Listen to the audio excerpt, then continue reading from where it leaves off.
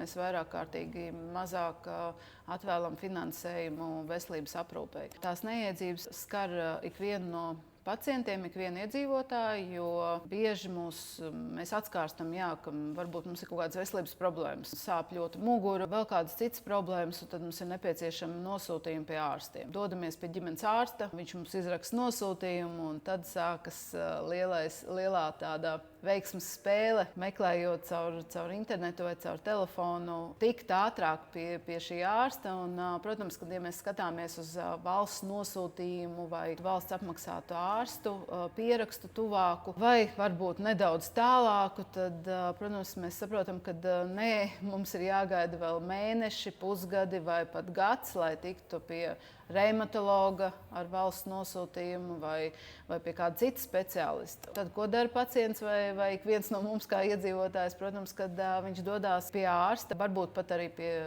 šāda paša ārsta par naudu.